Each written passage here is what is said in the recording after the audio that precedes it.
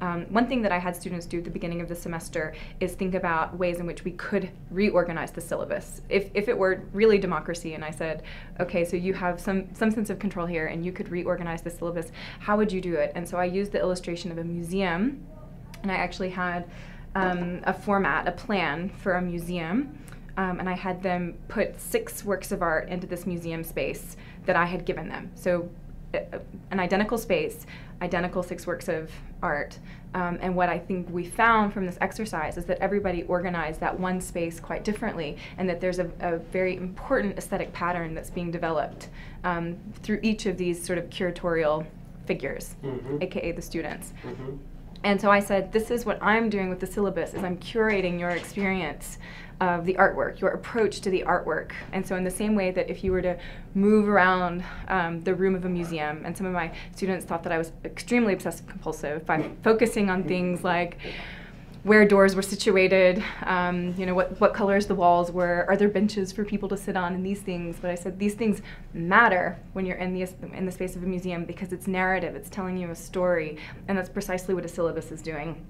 And so I chose to do it chronologically because it just sort of, I think because I have I'm a literary expert, and so I have a more sort of narrative scope when I think about things. So to me, there's a story that's being told beginning to end, and I understand that there are, I'm a 19th century literary expert, so there tends to be, we sort of bracket time. This is something that I talk about in a lot of my classes, and in my research material as well, as the way in which the 19th century perceived time, which is in a very evolutionary kind of way.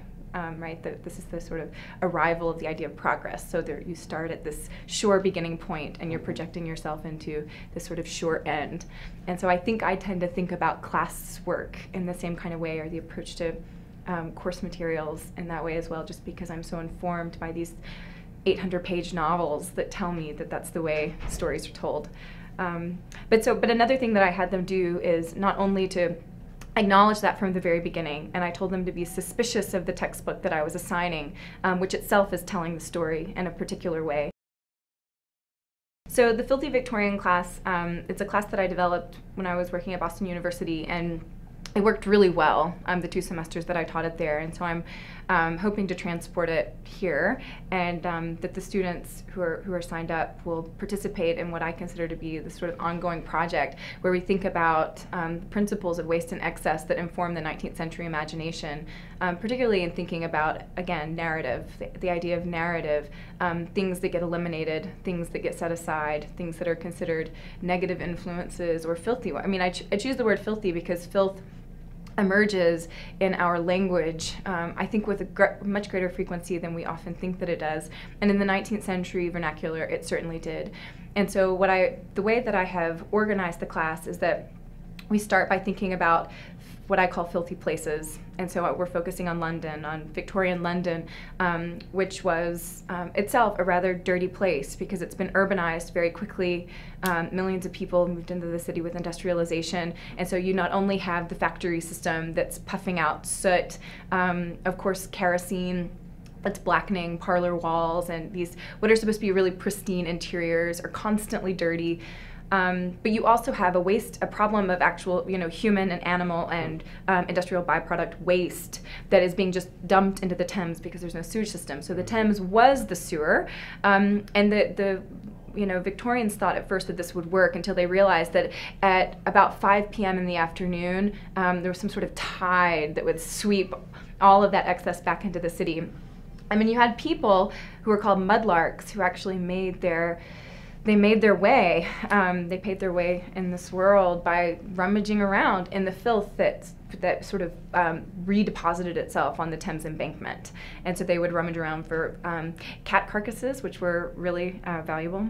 And for what? Cat carcasses? I don't know. I haven't discovered that, but there's a lot of interest in finding cat carcasses.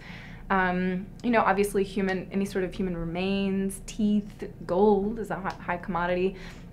But anyway, and so this was a problem. And in the 19th century, the middle of the 19th century, you see all of these commissioners who are appealing to the government and saying, this is a real problem, we need to establish a sewage system that will cleanse the air, because there were sanitation sanitation issues, diseases, really, really bad diseases that were cropping up. So anyway, so this is the moment at which they established the underground sewage system. Interestingly enough, this is also the moment when they established the underground tube. And so there's a lot of critical work that's done on the sort of the relationship between those two things. The difference, of course, being that sanitation only carries material out and away, the way the sewage system does, whereas the tube carries people in and out. So it crosses this sort of boundary in more dynamic sorts of ways. But so it's interesting. So my focus then is on the very sort of visceral, physical things that are getting transported outside the city, and thinking about why. What do those things mean to our culture? Because we have inherited our culture from that of Victorians. And then we move from thinking about filthy places to thinking about filthy people. And so this is where we talk about disease, valetudinarianism. Most Victorians, or a lot of the prominent Victorians we think about, were hypochondriacs. They were terrified of getting sick, and so they were kind of these, obsessive hand washers, or whatever we think of today in terms of getting the filth and grime off of you. Those were important practices for them. And so talk about that, how people deal with human decay, how they deal with death, all of these sorts of things. And then we move into, for me, what's really the more interesting part of the class, where we talk about filthy ideas. So that, and I think I call this section "Dirty Minds." So what are we pushing out of the sort of outside the boundaries of culture in the 19th century, in the same way that we're pushing real physical excess outside the bounds of London? And so this is where racism comes in, gendered philosophies come in, sexualized identities.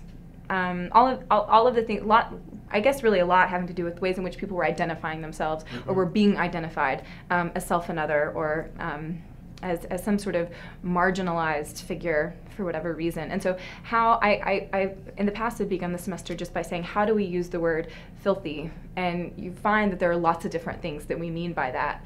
And there were lots of different things that the people of the 19th century meant by it, and they used it as a way to sort of justify a lot of the cultural imperatives that they, as imperialists, as capitalists, we talk about money a lot, because money is, on the one hand, the sort of golden manna, and on the other hand, it's considered filthy lucre is what it's called.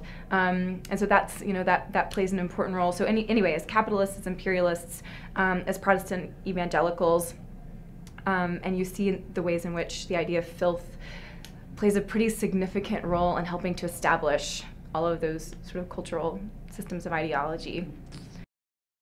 Dickens was also big. So I'm a Dickens scholar. When you said earlier if there's somebody who's had the most influence on my work and my thinking, my approach to the world, it would be Dickens. And he was obviously a huge reformer. And so these are sorts of things that in a lot of his novels, even The Filth, he's trying to uncover. I mean, Our Mutual Friend, which is one of his, the work that came in the middle of his career, is a novel that's really pushing for sanitary reform as well as capitalist reform, and these two things sort of go hand in hand to him. So the novel begins with a father and his daughter dragging the river for dead bodies, and this is the work that they do. So they're dragging the River Thames. So it's sort of fascinating, and then you immediately jump from that to this dining room table for these upper middle class people, diners. This is sort of a party that they're having, and they're called the veneerings because they're so superficial that everything about them they're all polished and there's no real matter behind them. But anyway, but these are what the novel ends up being about is the capitalist system that goes bust. So these sorts of things that we're talking about in our own economy: is the dollar going to hold? Is the euro going to hold? Dickens was already predicting that these were going to be problems over 150 years ago. And to him, the idea of filth is implicit in that, the ways in which we think about good and that we think about profit. I mean, good in the moral sense, in the moral sense, but also good in the sense of value, the value of the pound, right? At the time, the pound, and now still the pound sterling. And so it's really a fascinating novel, and he takes on these issues again and again and again in his works. And so I think that I'm influenced by him not only because he is a social reformer, and so I like the humanitarianism of his novels, but in some ways just as importantly, and I don't want to say just as importantly and therefore undermine the value of the humanitarianism. However, just as a literary scholar, for me, it's the aesthetic resonances and the sort of rhythmical patterns that you see in his novels that really inform the way in which I see the world. Because even though we think about him as this prototypical 19th century realist, and precisely what the modernists of the early 20th century were pushing up against and were rejecting, I think that in lots of ways he predates a lot of the concerns that the modernists were going to have, and he does package his concerns in what appears to be this very typical mid-19th century sort of story form. However, what I like about him is that we have a hard time calling him a realist because all of his characters are so exaggerated, they're so hyperbolic that they seem theatrical, and of course he had lots of experience on the stage, and so we can't really call him a realist because a lot of his novels also, they reach good ends in ways that in real life maybe they wouldn't. And even though this is a convention of realism, we have trouble with that as critics of the realist tradition. And because there are lots of Gothic elements that sort of reemerge out of the 18th century, and they reemerge even in the Christmas Carol, which you were teaching, they reemerge in his novels in the 19th century, but they reemerge normally, unlike in the Christmas Carol, in very material ways. So it's the filth is a great example. The filth becomes the monster or the ghost, the shadow of civilization that comes back and haunts humanity. So anyway, he's just in terms of genre, he's impossible to place.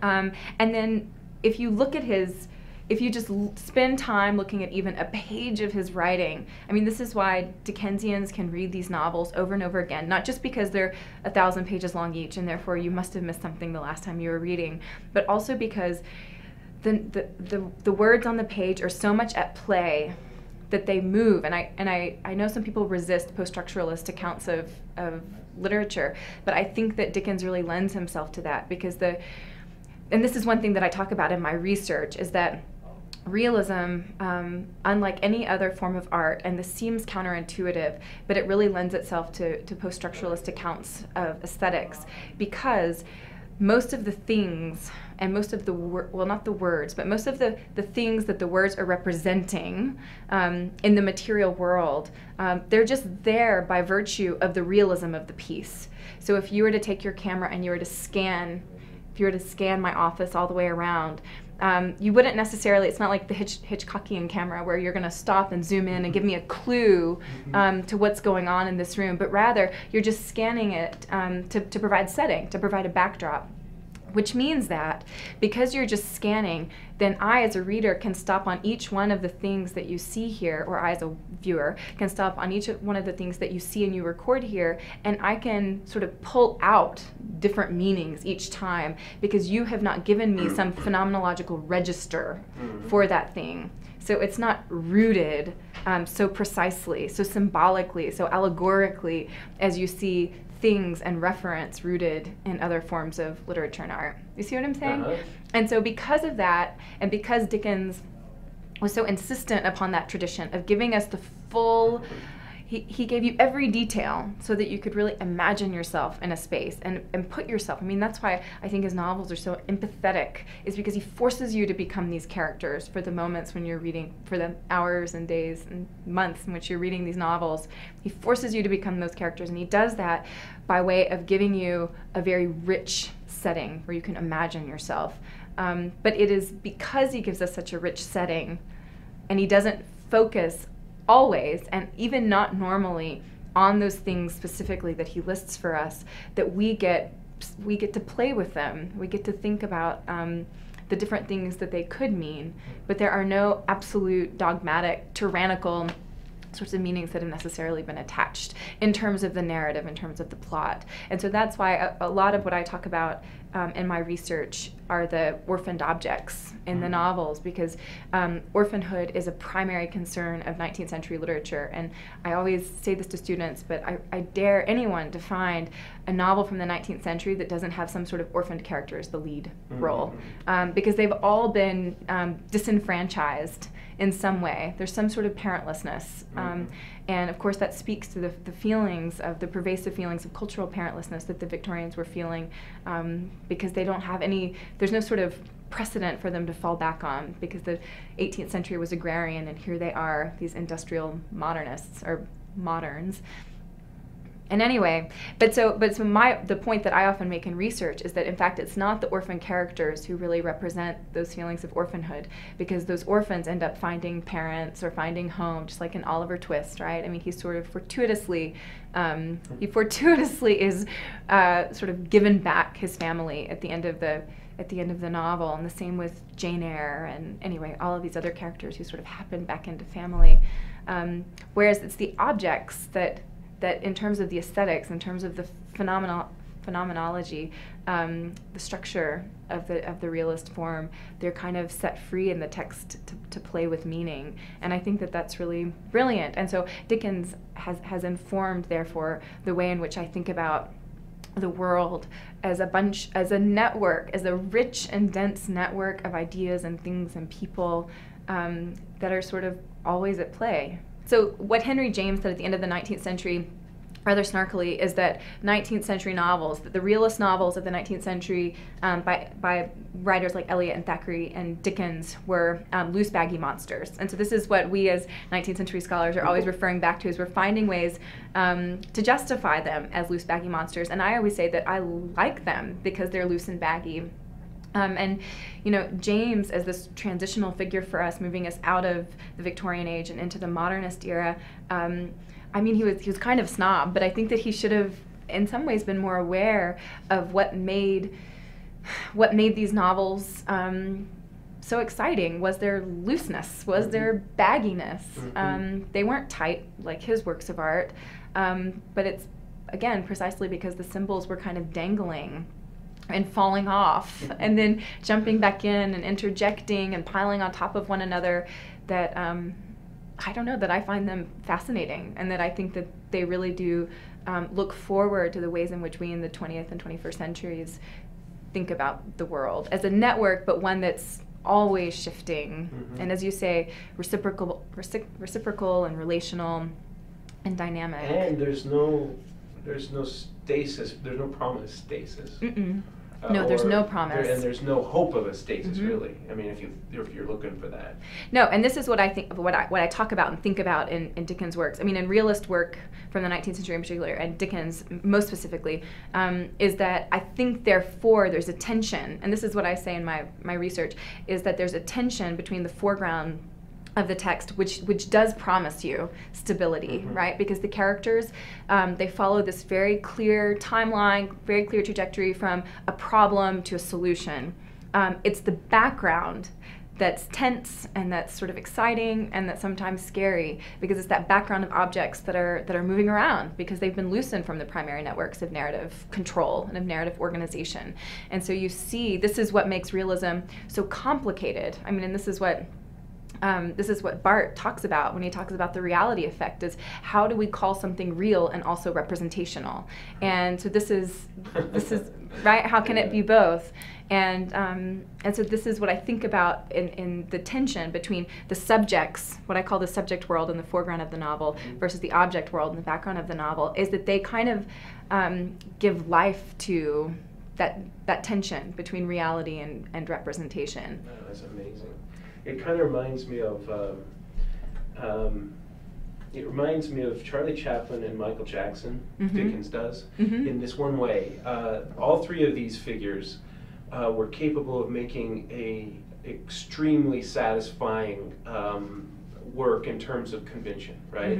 Conventionally satisfying stories, films, and music / performance, etc. with Michael. And each one of them are doing something while doing what appears to be very formula in the kind of background of the piece, this very radical, avant-garde even thing, Sure. That's what I really like, people like that. It's not like they're compromising it either. It's like they love the story, but they also want the story to be able to attach you somehow to this push against hegemony, Yeah, they're unsettling. That's you finish a Dickens novel and you're happy. David Copperfield ends up with Agnes Wakefield, which is what you've wanted the whole time. but you're unsettled by the story. And I mean, that's especially true of the looser, baggier novels like Bleak House and Our Mutual Friend. This is not the case with Great Expectations, even though, of course, what a lot of people don't talk about is the fact that Dickens changed the ending, right? Pip and Estella were not supposed to end up together, but the crowds wouldn't have been pleased, and so they end up, I mean, sort of hazily together, at least resolved in the end. But Great Expectations, the reason it's a more teachable novel is because it is more constructed, and it's much more symbolic, unlike those loose, baggy monsters that I'm more interested in, like Our Mutual Friend and Little Dorrit, and even The Pickwick Papers, which is his first novel, and it's farce. I mean, it's hilarious. It's a very, very funny book, and Dickens is a very, very funny person, but he's boundary crossing because he's tragic and he's comic. Again, that's the same thing with all three the other exactly. two I mentioned. He's so much pain, but it makes us feel so good. It's like we were able to bring our pain and have it lifted in a way, and not necessarily absolved, but lifted. Yeah, no, it's true. Yeah, and he does, and I mean, one of the main reasons that I think that he and other of these Victorian writers, they do have the subject world resolve itself over the course of the novel, is because often they are, and he in particular, are writing for some sort of humanitarian goal. And so they want for that orphan figure to represent poverty, and therefore poverty has to have a foreseeable solution, because this is how you teach people, teach the population to be hopeful and to do good, right? Yeah. Or hunger, or sanitation, or whatever, or capitalism, whatever it is. And so there are good aims there, but to me it's much more interesting that there's also some sense of unease that you're left with, because really, most orphans, I mean, and there was a high level, I'm sort of focusing on the orphan thing right now, but there was a high level of orphans on the streets of London, I mean, which is why there are so many orphans depicted in these books, but also, again, because I think there's a cultural resonance, these feelings of alienation and displacement.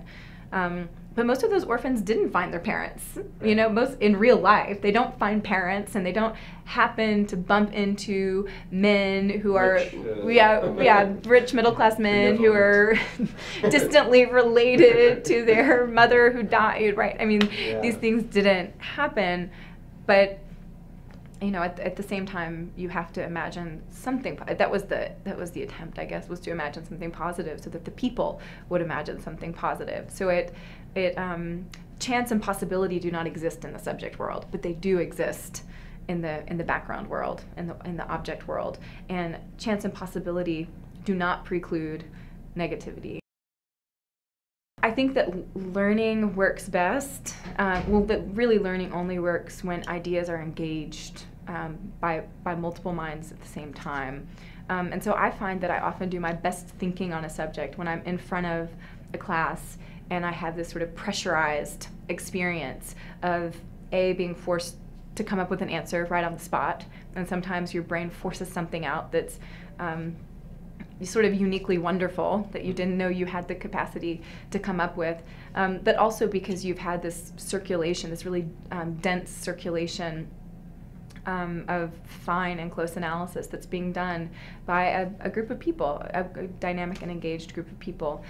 And so I like that because I think that within the classroom setting you have this, I don't know, it's a sort of a specifically wonderful open environment where you can talk about things that have concerned you, like when I talk to my students about how Disney movies bother me because I think that, you know, this Frog Princess is racist, and because I think that Tangled is scary because it's about child abduction, and these sorts of things that you know, maybe you don't talk about all the time, but you can just talk about these things and really wonder what they mean. And there's always, for me, there's almost always something relevant about a comment made.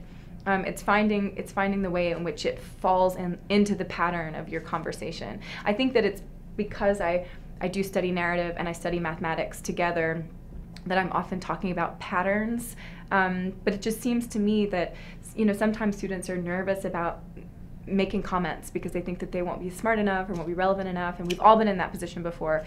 But the point is that if your mind is sparked in some way by the conversation that you're hearing, then there's a pattern that connects whatever it is that just popped into your imagination and whatever it is that's part of the consensus imagination that we're all sharing. And I think that's pretty wonderful. And so trying to figure out then, this is why I like the anti-syllabus project, is because it just pulls together lots of different people's approaches, but all at the same place. So we're sort of sharing one point, one pedestal, but we're really sort of moving out from that. I like that. And the other thing, and this is what I often talk about with teaching literature, teaching art specifically, is that these things teach sympathy. So you learn to understand other people when you spend 500 pages thinking like that, thinking like a person, or walking through the experiences of a person, or even just spend an hour meditating upon a painting that has been done by a person and maybe about another person. But regardless, it teaches you how to think like someone else, be like someone else, if only for a moment. And that really expands your perspective and allows for you to be, I think, more a part of humanity, less a part of yourself, and in that way, in fact, more a part of yourself, and more a part of the broader community. And so that for me has always been, I guess that's how I've always justified to myself pursuing a career in literature and the arts. So because you ask yourself these questions, but what am I doing for the world? And with education, you're not really all that hard pressed to answer the question. Oh, I'm teaching and I'm working with students, and I'm giving back in that way. All the expertise that I've gained over the course of my lifetime, I'm giving that back. But why this subject? And for me, that's always been it. And it's not a validation that I've had to pull hard on to come up with, or to eke out. But I think it's a good one, and it's a virtuous one. Is that we are taught to understand other people.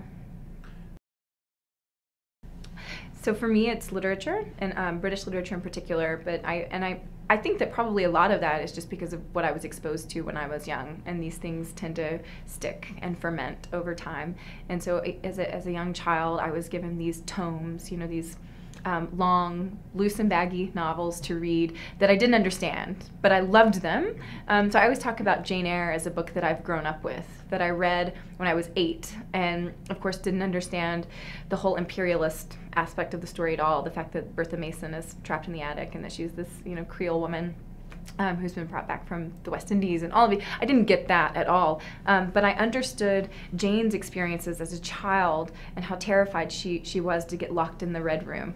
She's being punished, and she's locked in this room as a kid, and she's terrified, and she feels like parents don't understand her. And I understood that, and that resonated with me. And then as I got a little older, I began to understand how complicated the love story is between Jane and Rochester. And then as I got a little older than that, I finally figured out that there was a woman in the attic, and I started to wonder what her role was, right? And so every time, for a long time, I would reread this novel every year, and it hit me in different ways each time. And so I think that it's just those early experiences that were really fundamental, of course. But I think I just also, I like the way that words work. And so for me, that's probably where a lot of the mathematics comes in, is I think that I tend to be a pretty logical, sort of methodical thinker. And so in the same way that I love working out an algebra problem, because there is an answer. You have to work it out. There's a mystery there to be solved. You have to work it out, but it's the language of it is beautiful.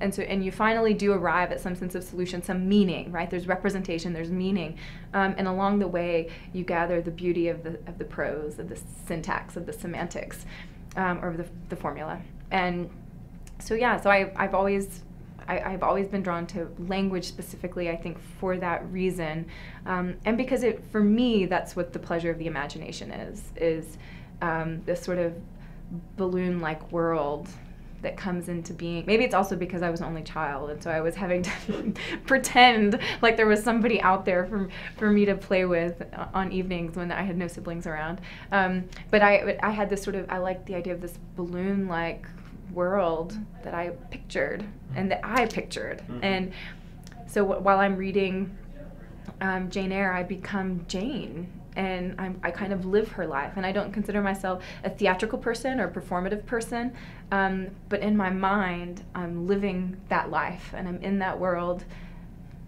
for however long that the novel lasts. So postmodern. No, I know, but I love that, and I mean it's the same with the film, but novels last longer, and I do like.